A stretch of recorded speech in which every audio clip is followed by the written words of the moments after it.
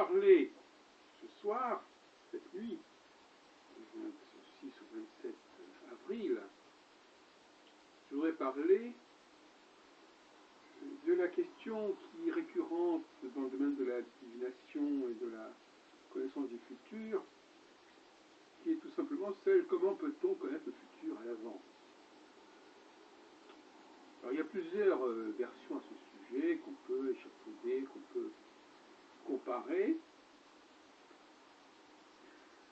Récemment, je crois avoir développé l'idée selon laquelle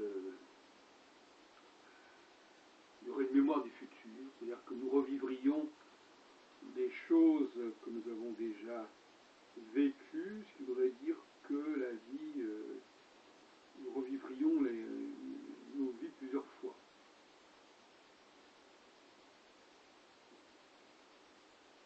Il y a bien entendu aussi l'idée que les choses sont préprogrammées à l'avance et que on peut prendre connaissance des programmes qui nous sont destinés et que nous avons d'ailleurs éventuellement nous-mêmes contribué à élaborer.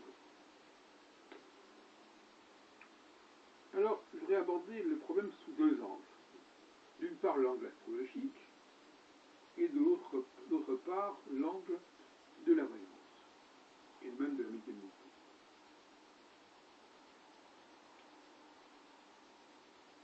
Dans le cas de l'astrologie, et surtout de l'astrologie que moi-même je pratique et que je préconise et que j'ai créée en quelque sorte,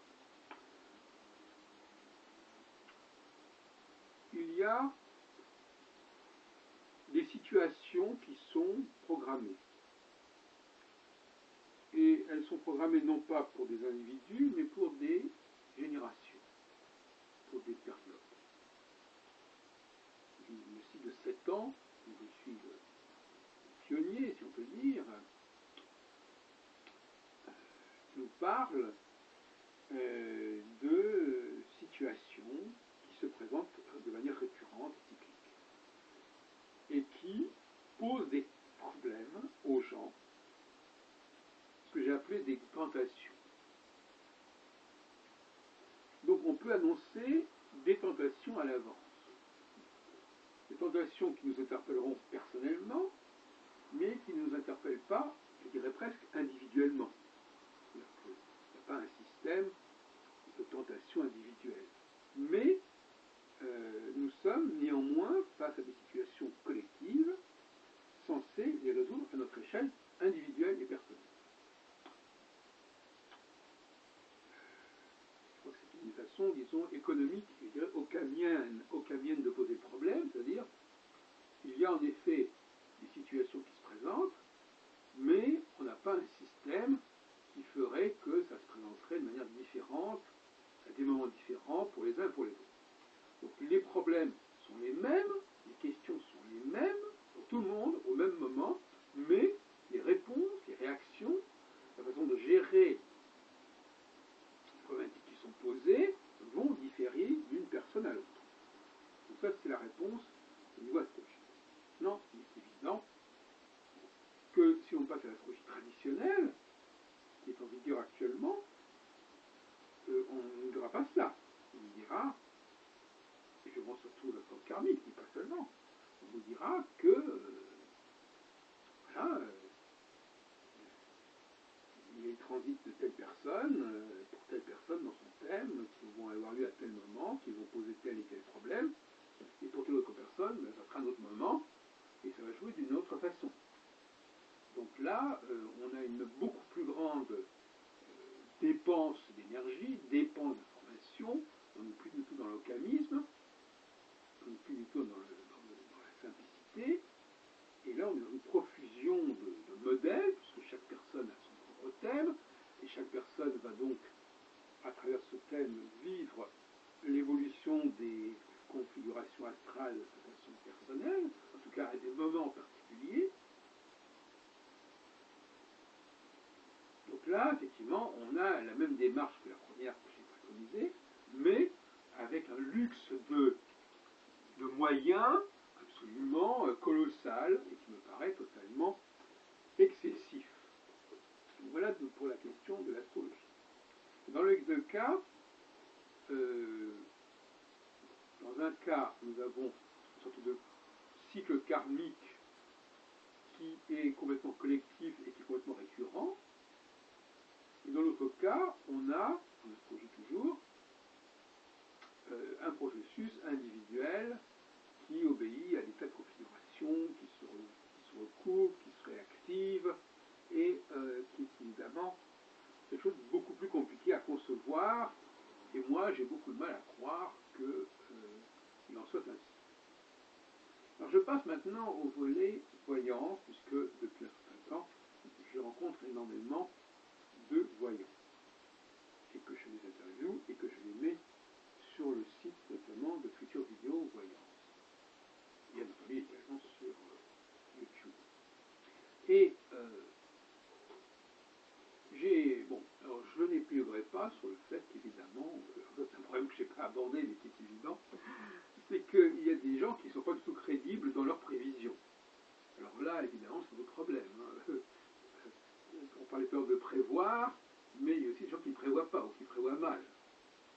Et donc là aussi, c'est évident qu'on est obligé d'en tenir compte, mais on partait plutôt du principe des cas où la prévision était juste. Une condition nécessaire, mais qui n'est pas forcément évidente.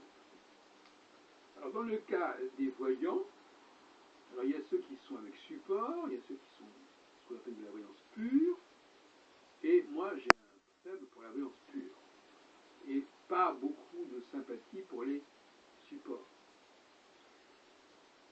Et donc pas beaucoup de confiance dans les voyances qui sont faites avec support. Toutes sortes de raisons qui sont notamment liées au fait que je ne pense pas que ce soit les clients qui doivent tirer les cartes, parce qu'eux, ils ne sont pas médiums, et donc c'est beaucoup leur demander que de tirer les cartes. Et donc je salue les voyants qui tirent eux-mêmes les cartes, comme notamment Anne Figo, que j'ai rencontrée il y a quelques jours, qui est venue en ligne, qui elle tire elle-même les cartes et qui ne veut pas qu'on touche à son jeu. C'est beaucoup à voir. Alors maintenant, j'aimerais bien faire une sorte de prix que j'accorderais éventuellement aux meilleurs voyants. Comment tester un bon voyant? Justement, dans une petite parenthèse, mais ça va nous aider à aller plus loin dans notre causerie, d'abord en ne lui posant pas de questions, déjà, et en lui demandant qu'est-ce que l'avenir me réserve. Une question. Qu'est-ce que l'avenir me réserve? Alors, là, évidemment, vous me direz, oui, mais alors, à ce moment-là, est-ce que je pose une question à titre personnel? Est-ce que je pose une question à titre collectif? Parce que tout à l'heure, vous parliez du collectif. Là, c'est un petit peu différent, je reconnais. Et là, je pense que, c'est un peu élitique de dire ça, mais je pense qu'il y a des personnages qui ont un destin auquel il est attaché de l'importance, mais pas tout le monde. Donc là, aussi, je suis assez aucamien, je ne pense pas qu'il faille mettre le destin à l'assaut de tout un chacun. Donc, je dirais pour simplifier qu'il y a des cas, des dossiers qui font l'objet d'un traitement spécifique. C'est toute une philosophie qui sous-tend mon propos et que je vais esquisser ici, mais je pense qu'il y a certains d'entre nous sont en mission. On est en mission sur cette terre. Ils ont donc de très grosses responsabilités. On a vraiment besoin qu'ils nous aboutissent dans leur mission. Et donc, il faut les aider. Il faut les aider non pas seulement pour eux-mêmes, mais les aider pour l'humanité tout entière, en tout cas pour un groupe humain particulier, puisque leur mission va jouer sur une population. Donc là aussi, on est dans le collectif, mais là, c'est plutôt l'individu qui va intervenir sur le collectif. Et non pas le collectif qui va intervenir sur l'individu comme tout à l'heure. Donc il y a des personnes qui effectivement sont en mission et qui peuvent légitimement se demander si on a prévu des choses intéressantes pour eux, pour faciliter, pour renforcer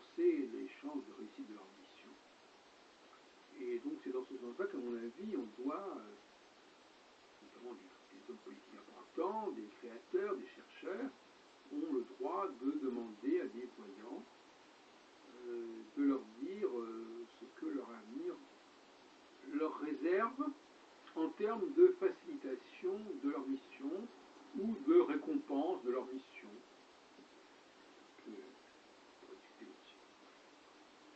Et dans ce cas-là, contrairement à la thèse que j'avais développée précédemment de la mémoire du futur, je ne pense pas que notre destin soit écrit à l'avance, c'est-à-dire que les choses soient déjà arrivées. Mais en revanche, je veux bien croire que on est prévu que les choses se passent d'une certaine façon. C'est prévu en haut, quelque part. C'est pas du tout la même chose. D'ailleurs, le mot prévu est un mot qui est sur le plan sémantique très intéressant. Quand je dis par exemple c'est prévu, est-ce qu'il est prévu que ça ne veut pas dire qu'on attend que les choses se passent. Ça veut dire que on a pris les mesures pour que les choses se fassent. Si je dis j'ai prévu qu'il y ait 30 personnes à déjeuner, j'ai pas prévu dans ma boule de cristal qu'il y aurait 30 personnes. J'ai simplement pris les mesures pour qu'on puisse recevoir ces 30 personnes et pour qu'elles soient invitées. Et c'est dans ce sens-là que je prendrai le mot prévu. Est-ce qu'il est prévu? Est-ce que là-haut, on a prévu certaines choses me concernant? Est-ce qu'on a prévu éventuellement ceci ou cela? Mais qu'est-ce qu'on a prévu pour moi? Et là, il n'est donc pas question, il n'est pas nécessaire d'imaginer que les choses ont déjà eu lieu. Elles n'ont pas eu lieu, mais il est prévu qu'elles aient lieu. On dirait, s'il est prévu qu'elles aient lieu, elles pourraient aussi ne pas avoir lieu. C'est un fait que entre ce qui est prévu et ce qui se produira, il peut y avoir un décalage. Je vais prendre un exemple, il peut y avoir un accident. Telle personne, on a prévu qu'elle ferait ceci ou cela, ou qu'on lui donnerait telle et telle opportunité, et puis il y a un accident qui va modifier les choses, et qui fera que les choses ne vont pas se passer comme prévu. Elles ne vont pas se passer comme prévu. Donc là, je crois que c'est une vision aussi assez occamienne, c'est-à-dire, voilà, tout simplement, on a prévu certaines choses, elles n'ont pas eu lieu, mais c'est écrit au sens de, non pas c'est écrit que ça a eu lieu, mais c'est écrit que ça doit avoir lieu, c'est mis sur papier, c'est mis noir sur blanc, il doit y avoir à tel moment telle chose qui doit se produire, qui doit se présenter. Mais ça n'a pas eu lieu. Donc c'est pas la peine de supposer qu'on a déjà vécu, et que c'est parce qu'on a déjà vécu les choses qu'on peut les prévoir, ou qu'on doit fouiller, piocher dans la mémoire akashique, dans les annales du subconscient, pour savoir ce qui a déjà été vécu. Non, c'est même pas nécessaire. Dans ce système-là, il suffit de dire que nos guides, si on veut, ont prévu certaines choses nous concernant, et que si tout se passe bien, s'il n'y a pas d'empêchement, généralement il ne doit pas y en avoir, si tout se passe bien, eh bien les choses vont se passer comme prévu. Et à ce sujet-là, je dirais que je pense encore une fois aux femmes, puisque j'ai beaucoup dit que les femmes étaient des intermédiaires majeurs entre le cosmos et nous, eh bien, d'une certaine manière, elles peuvent aussi être des intermédiaires majeurs entre nos guides et nous. C'est-à-dire qu'effectivement, c'est souvent par les femmes que les choses arrivent, et qu'on met éventuellement des femmes sur notre route pour que les choses se produisent. Donc, voyez-vous, je ne suis pas du tout en train de minimiser le rôle des femmes, mais je sais que ça ne leur suffira pas, c'est notre problème. Mais, donc effectivement, le scénario que je propose, d'un point de vue occamien, c'est que les femmes puissent être activées, influencées par l'au-delà, et conduites à intervenir dans notre vie pour que certaines choses se produisent comme prévu. C'est une hypothèse que je lance, mais qui est compatible avec ce que j'ai déjà écrit sur les femmes, sur le fait quels sont les canaux qui permettent notamment à la naissance, fait naître à un certain moment, parce que depuis peu je suis revenu sur les codebooks là, et qui permettent aussi, bien entendu, au cycle de 7 ans de se développer et de se déployer. Voilà, donc voilà l'essentiel de ma communication, c'est-à-dire qu'effectivement, bien entendu, je sais très bien qu'on va me dire, vous résolvez un problème à tel endroit, vous en créez un autre à un autre endroit. C'est toujours comme ça que ça se produit, mais au moins les problèmes ne sont plus au même endroit et se déplacent. C'est déjà pas mal. Ça évite par exemple notamment d'être à la merci de cette attaque parce qu'on reste toujours au même endroit. Ça oblige les adversaires à changer leur fusil d'épaule et à repenser leur stratégie qui est déjà pas si mal. Donc, je résume, je crois que c'est très important de bien comprendre le mot prévu en français. Alors, je ne sais pas si c'est traduisible en anglais, dans ce sens-là. Il faudrait qu'on ne passe pas comme ça d'une langue à une autre, il n'y a pas le même champ sémantique. Donc déjà, les Anglais préfèrent le mot predict, le mot prévoir, preview, ça n'a pas du tout le même sens. Et predict, c'est pas du tout, parce qu'il y a tout un tas de discussions entre les astrologues sur la différence entre prévision et prédiction qui est tout à fait byzantine. Alors la prédiction serait plus l'ordre de la voyance, la prévision plus de l'astrologie. Ça me paraît très très tiré par les cheveux. Et donc, peu importe, en tout cas restons en France, où le mot prévu est très chargé, très polyvalent, très polysémique, et que ça veut vouloir dire aussi bien prévoir quelque chose qui a déjà eu lieu en quelque sorte, qui est déjà écrit, mais au sens écrit, c'est-à-dire que c'est pas écrit au sens de décrit, mais décrit au sens de prescrit. C'est pas la même chose, là aussi, il y a aussi un problème sémantique. Quand on dit c'est écrit, on a l'impression que c'est le mektoub musulman, c'est-à-dire les événements ont déjà eu lieu, c'est la mémoire du futur, j'avais pas. Non, c'est pas la peine d'en arriver jusque-là. Il suffit de dire que ça a été prescrit, c'est-à-dire c'est prévu au sens de prescrit. Et c'est dans le programme, c'est programmé comme ça. Programmé comme ça.